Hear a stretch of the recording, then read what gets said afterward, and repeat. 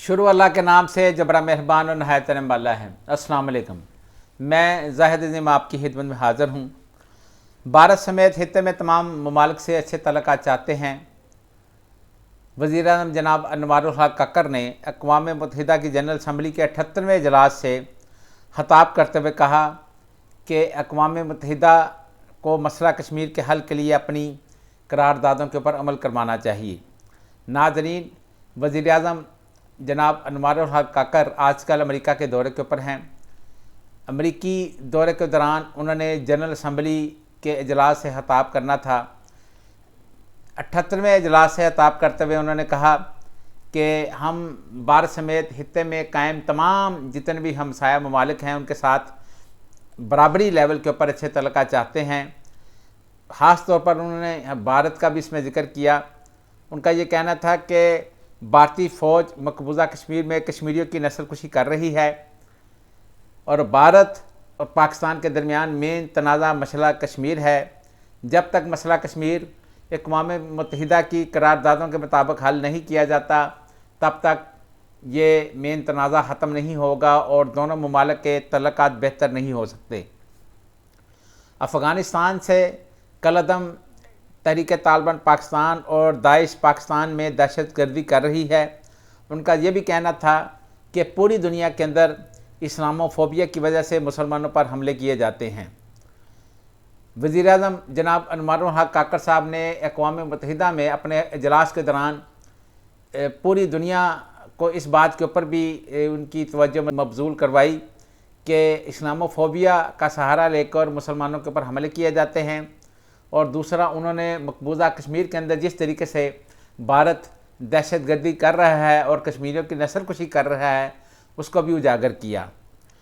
अक़वाम मुत्तहिदा की general assembly से इससे पहले भी पाकिस्तान के कौमी रहनुमा जनाब ज़ुल्फ़िकार अली भुट्टो साहब, जनाब जनरल परवेज़ मुशर्रफ साहब, जनाब मियाँ नवाज़ शरीफ साहब, जनाब शहबाज शरीफ साहब, इमरान खान साहब, ये सभी लीडरान, इन सब लीडरों ने खिताब किया है और ये खिताब कर चुके हैं और अपने अपने नज़रिए के मुताबिक वहाँ पर उन्होंने पाकिस्तान के मसले को उजागर किया और पूरी दुनिया के अंदर ख़ास तौर पर मसला कश्मीर का जो मसला है उसको भी उजागर किया।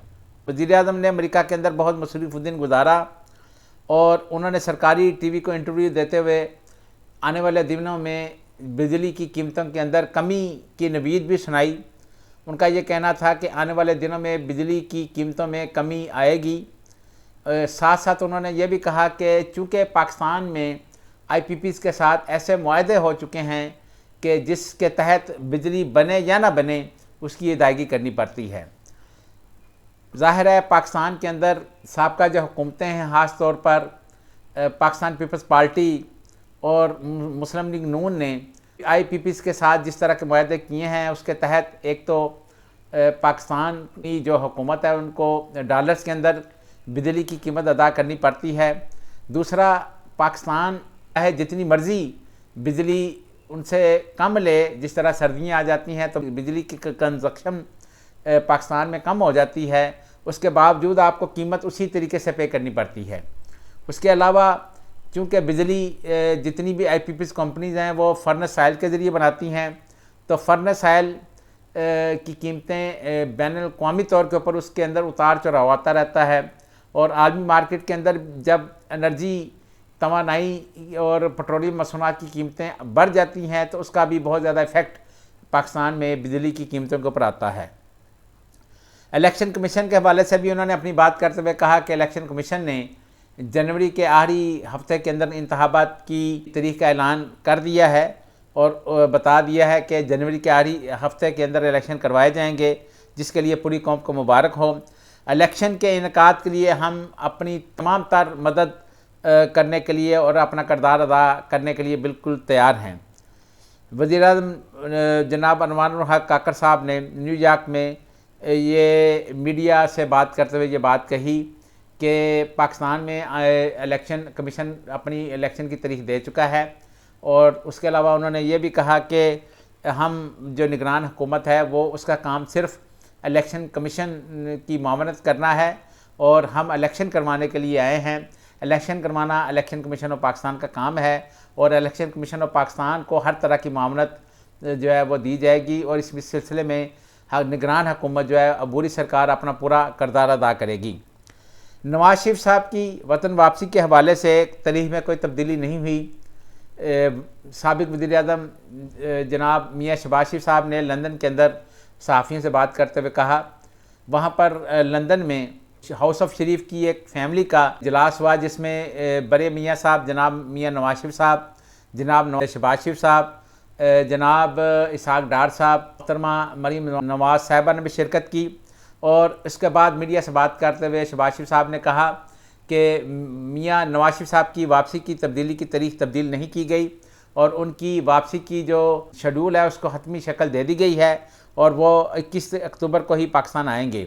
मियाँ नवाज शरीफ साहब का इस मौके के ऊपर ये कहना था कि साबिक चीफ जस्टिस जनाब आसिफ सईद खोसा और जनाब जस्टिस साकिब निसार और जनाब जस्टिस अजमत सईद पाकिस्तान के मुजरिम हैं।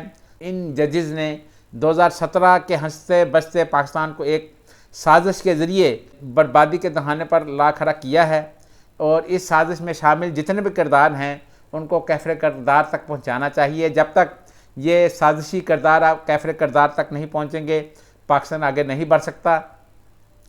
लेकिन एक चीज़ आपको बताते चलें कि आज मियाँ साहब ने जनाब जनरल बाजवा साहब और जनाब जनरल फैज़ हमीद साहब के ऊपर कोई बात नहीं की। अलबत्ता उन्होंने सुप्रीम कोर्ट के साबिक चीफ जस्टिस साहिबान और जस्टिस अजमत सईद खोसा साहब के ऊपर तो बाकायदा ज़िक्र किया है और उनके ऊपर तनकीद भी की है, लेकिन साबिक जो जनरल बाजवा और जनरल फैज़ हमीद साहब हैं उनके ऊपर कोई बात नहीं की। एहतसाब अदालतों के अंदर करप्शन के तमाम केसेस जो हैं वो खुल चुके हैं और करप्शन जो मुकदमात पर कार्रवाई शुरू हो चुकी है। अदालतों को तमाम रिकॉर्ड भेज दिया गया है। तमाम जितने भी साबका जो रेफरेंस थे करप्शन के हवाले से जो बंद किए जा चुके थे उनको दोबारा रीओपन कर दिया गया है और अब उनके ऊपर कार्रवाई शुरू हो चुकी है। अनटिल के जब तक सुप्रीम कोर्ट का बड़ा जो बेंच है फुल कोर्ट बेंच इसके ऊपर कोई दोबारा से नया फैसला नहीं दे देता तब तक जो जितने भी रेफरेंस थे या जितने भी करप्शन के केसेस थे वो दोबारा बहाल हो चुके हैं और उनके ऊपर कार्रवाई शुरू कर दी गई है। मुस्लिम लीग नून ने 2019 में जनरल बाजवा साहब की एक्सटेंशन के लिए वोट दिया था, जिसको राना सनाउल्लाह जो पाकिस्तान मुस्लिम लीग नून के पंजाब के सदर हैं और बाकायदा डिफेंड कर रहे हैं, दिफा कर रहे हैं। उनका ये कहना है कि जनरल बाजवा को वोट देने से चेयरमैन पीटीआई से निपटने में उनको काफ़ी यानी नून लीग को काफ़ी मदद मिली है। दूसरा उनका ये भी कहना था कि जनरल बाजवा की हमायत का फ़ैसला मुफीद साबित हुआ। ज़ाहिर है कि जनरल बाजवा साहब जो हैं उनकी हमायत में मुस्लिम लीग नून ने वोट डाला था और उसके बाद पीडीएम की हुकूमत आ गई और पीडीएम ने 16-17 माह इस मुल्क के अंदर हुकूमत की और पीडीएम ने तमाम अपने केसेस भी ख़त्म कर लिए। वो अलग बात है कि उसके खिलाफ बाकायदा बाद में फिर दोबारा सुप्रीम कोर्ट का फ़ैसला आ गया और दोबारा से वो केसेस रीओपन हो गए। लेकिन मुस्लिम लीग नून के जो पंजाब के सदर हैं राना सनाउल्लाह साहब, वो इस मामले के ऊपर जनरल बाजवा साहब को जो वोट दिया गया था उसको डिफेंड कर रहे हैं और वोट को इज़्ज़त दो का जो उनका बयानिया था वो बिल्कुल ठुस हो चुका है, जो कि पाकिस्तानी अवाम उसके बारे में बखूबी आगाह है। अगर आपको हमारी ये वीडियो पसंद आई हो तो नीचे दिए गए सब्सक्राइब के बटन को प्रेस करके अपने इस प्रोग्राम का हिस्सा बने। अल्लाह ताला हम सब का हामी और नासर हो। खुदा हाफिज़।